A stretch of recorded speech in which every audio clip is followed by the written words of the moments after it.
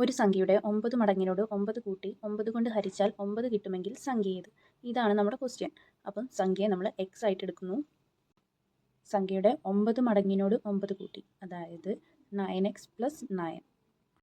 സംഖ്യയുടെ 9 മടങ്ങിനോട് 9 കൂട്ടി 9 കൊണ്ട് ഹരിച്ചാൽ 9x + 9 ഡിവൈഡഡ് ബൈ 9 എത്ര കിട്ടും? 9 കിട്ടും, ഈക്വൽ ടു 9. ഇത്രയാണ് നമ്മുടെ ക്വസ്റ്റ്യനിൽ പറയുന്നത്. ഇനി ഇതിൽ നിന്ന് 9നെ നമുക്ക് അപ്പുറത്തെ സൈഡിലേക്ക് കൊണ്ടുപോകണം. അതിനെന്ത് ചെയ്യണം? 9x + 9 ഈസ് ഈക്വൽ ടു, ഹരിക്കണം എന്നുള്ളത് സമത്തിൻ്റെ അപ്പുറത്ത് പോകുമ്പോൾ ഗുണനം. 9x + 9 is equal to 9 × 9.